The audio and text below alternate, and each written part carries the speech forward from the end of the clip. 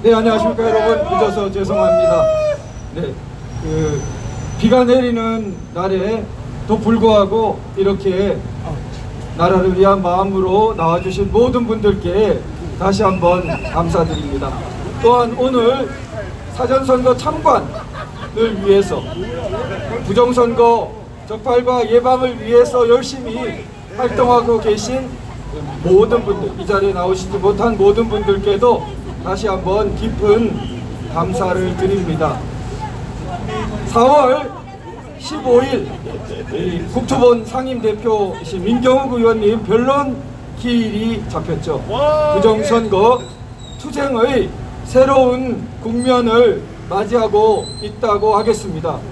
1년이나 지나서 법정 기한인 180일을 2배나 넘겨서 가까스로 잡힌 변론기, 그러나 정확한 재검표, 진실된 재검표, 진짜 표를 가릴 수 있는 그런 절차를 동반한 재검표를 얼마나 시행하려고 마음먹고 있는가는 굉장히 불투명합니다. 우리 자유시민들이 강력하게 요구하고 투쟁하지 않는다면 저들은 언제나 쳇바퀴 돌듯이 단순 숫자만 세는 재검표 주장으로 돌아갈 것입니다. 그리고 마치 선심이나 쓰듯이 이것 해주려고 하는데 안 받을 거냐, 만약에 자꾸 복잡한 조건 붙이면 안 하고 말겠다, 자기들의 권리입니까? 자기들이 마음대로 할 수도 있고 안 할 수도 있고 그런 겁니까? 재검표가? 진정한 권리자는 국민인데 그 권리와 사물을 위탁받은 사람이 주인 행세를 합니다. 그리고 주인으로서 확인을 해보아야겠다는 그러한 요구에 대해서 자기 마음대로 안 할 수도 있다라고 협박하면서 자기가 정해놓은 단순 개표 룰에 따라 오든지 말든지 라는 식으로 아직도 계속해서 나온다면 우리 국민들은 지금까지도 그래왔지만 부정선거라는 더욱 단호한 낙인을 찍고 투쟁을 가열차게 해 나갈 수밖에 없을 것입니다. 맞습니다. 그렇죠? 네, 이것이 새로운 전기가 되는 이유는 반드시 진짜 표를 가리는 재검표, 진실된 재검표 과정을 확립하고 이것이 또한 선례가 될 것이기 때문에 우리는 물러설 수가 없는 것입니다. 그렇죠? 이것이 한번 이례적인 것으로 그치는 것이 아니라 4.15 부정선거 126곳의 소송의 첫 번째로 재검표 절차이기 때문에 이 선례가 잘못되면 줄줄이 앞으로 열리는 재검표에서 날치기 재검표가 될 것이기 때문에 우리는 물러설 수 없는 것이고, 나아가 4.15 총선만이 아니라 앞으로 있을 모든 부정선거 소송에 대해서 선례가 될 수 있기 때문에 함부로 할 수가 없는 것입니다. 맞습니다. 그것은 우리 마음대로 대표님이 의원 지역구니까 내 마음대로 조금 경감해서 타협할 수 있다는 수준이 아니라 선례를 잘못 만들면 역사에 죄를 짓는 것이기 때문에 우리가 마음대로 할 수 없는 것입니다. 그렇죠?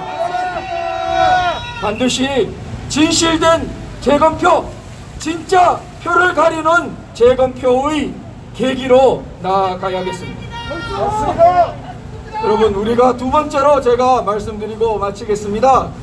두 번째로 지금 4.7 보선을 맞이하니까 우리 부정선거 투쟁을 1년간 해온 이 노력을 마치 깔보고 조롱하는 듯한 여러 가지 목소리들이 나옵니다. 힘을 보태주기는커녕 그걸 왜 하냐, 우리가 마치 광신도 그리고 잘못된 음모론에 사로잡힌 사람처럼 취급을 하며 그렇게 권세를 휘두르는 사람들이 오히려 야당 쪽에서 속출하고 있습니다. 이런 현상이 무엇을 의미하는지 조금 되짚어 보면 좋겠습니다. 우리 흔히 정치, 경제, 법 이 세 가지가 연동되어 돌아간다고 합니다. 자, 우리 더 근본적으로는 가정이라든지 교회라든지 교육이라든지 문화라든지 더 근본적인 것들이 있을 수 있는데 그 근본적인 것들 위에 우리 일상생활에 직접적인 영향을 많이 미치는 것으로 정치, 경제, 법 이 세 가지를 흔히 말합니다. 그런데 정치, 우리 체제는 자유민주주의 체제입니다. 그런데 자유민주 체제는 정규적이고 진실된 선거를 바탕으로 합니다. 자유민주 체제라고 해놓고 정규적이고 진실된 선거를 하지 않는다면 말만 자유민주주의지 가짜 자유민주주의겠죠? 자유민주주의의 가장 근본은 정규적이고 진실된 선거입니다. 정규적으로 모양만 내서 되는 게 아니고 진실된 선거를 해야 합니다. 그런데 우리는 수십 년 정규적인 선거를 하는 것이 마치 민주화인 양 착각해 왔습니다. 적들은 그렇게 우리를 호도해 왔습니다. 그리고 안으로 계속해서 진실되지 않은 거짓된 선거를 할 수 있는 체계를 확산시켜 왔고 그 절정으로 4.15 부정선거를 저질렀습니다. 이제 우리는 각성해서 자유민주주의는 정규적일 뿐만 아니라 진실된 선거를 해야만 기초가 놓일 수 있다는 걸 확실히 알게 되었습니다. 그런데 이처럼 자유민주주의 기초를 뒤흔드는 부정선거가 하루아침에 벌어졌냐? 아닙니다. 아시는 분은 다 아시겠지만 우리나라는 약 4, 5년 전부터 아주 이상한 비상한 그러한 상황에 돌입했습니다. 약 4, 5년 전부터 우리 사회의 법치가 정상적인 법치 프로세스가 적법 절차 과정이 마녀 사냥과 인격 살인과 온갖 여론 재판과 그런 것들에 의해서 무너지는 그리고 정권과 사법부와 검찰과 언론이 온통 혼연일체가 되어서 나라를 벼랑 끝으로 몰고 가는 상황을 접했습니다. 바로 법치가 파괴되었던 것입니다. 부정선거의 전주곡으로 뭐가 있었다고요? 법치가 파괴되었습니다. 정치에 앞서서 법치가 먼저 파괴되었던 것입니다. 이 두 개가 따로 놀았겠습니까? 이 두 개는 필연적으로 연결이 있습니다. 법치를 파괴한 세력과 자유민주주의를 파괴한 세력이 따로겠습니까? 같은 뿌리겠습니까? 같은 뿌리입니다. 같은 뿌리입니다. 그리고 그것은 마침내 어디로 향해 가겠습니까? 경제로 향해 갑니다.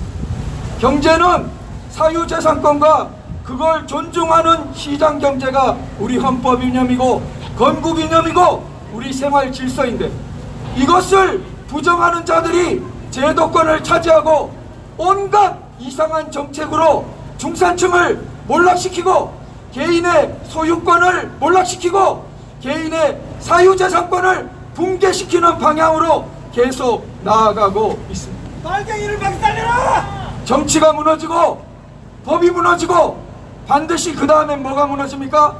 경제가 무너져서 재산권을 뺏어가게 됩니다. 재산권을 빼앗기면 어떻게 되겠습니까? 자유를 지키는 보루가 빼앗기는 것입니다. 자유의 물적 근거가 흔들리고 빼앗기는 것입니다. 자유가 그 가장 기초에서부터 송두리째 완전히 날아가는 것입니다. 이처럼 사회주의를 입으로 거침없이 말하고 그에 유사한 토지 공개념이니 이런 것을 말하고 그 말을 안 하더라도 엉터리 부동산 정책으로 중산층을 의도적으로 몰락시키고 있는 자들은 법치를 파괴하고 부정선거를 저지른 자들과 따로겠습니까? 같이 한 뿌리겠습니까? 한 뿌리입니다. 그 또한 한 뿌리인 것입니다. 한편입니다. 그러면 이렇게 한 뿌리 법치를 파괴하고 자유민주주의를 파괴하고 사유재산권과 시장경제를 파괴하려는 자들, 건국이념과 헌법이념을 부정하는 자들이 오늘날 청와대와 제도권의 수두룩 빽빽이 권력을 차지하고 이 나라를 나락으로 몰아가고 있기 때문에 아무 가진 것 없는, 아무 공직도 가지지 않은 일반 백성들이, 우리 자유시민들이 맨손으로 나서서 나라를 지키겠다고 저항해 온 지가 지금 수년째이고, 부정선거 이래 더욱 많은 분들이 각성해서 거리로 나와 싸우고 있습니다. 빨갱이를 박살내라! 그런데 아까 말씀드린 것처럼 이런 노력을 비웃거나 경시하는 자들은 왜 야당에 왜 있느냐? 이들은 바로 우리나라를 나락으로 몰아가려는 사람들과 사실은 한 뿌리 주사파 운동권 출신들, 그들도 야당에 수두룩 있습니다.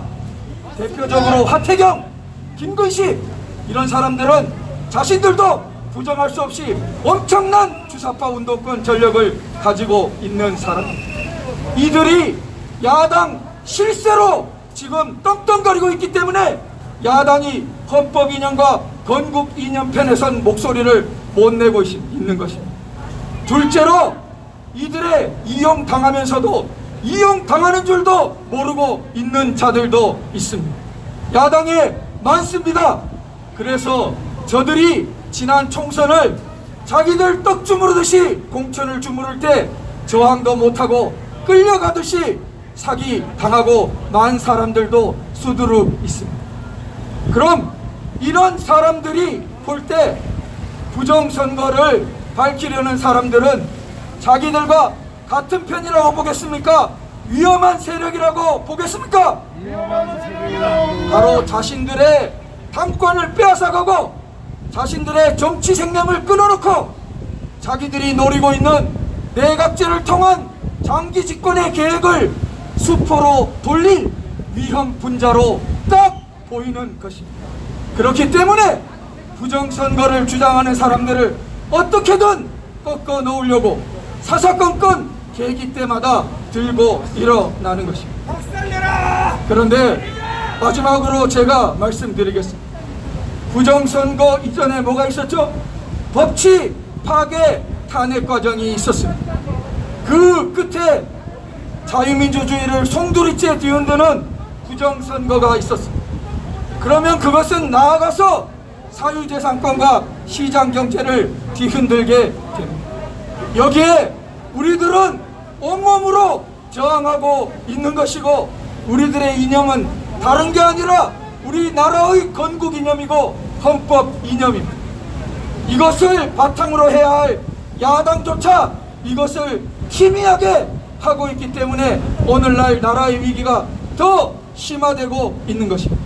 우리는 흔들림 없이 이 건국 이념과 헌법 이념의 가치를 들고 우리나라를 정상화하고 마침내 이 문명의 빛을 저 가혹한 북한 땅에까지 비출 수 있도록 끝까지 전진할 것입니다. 감사합니다.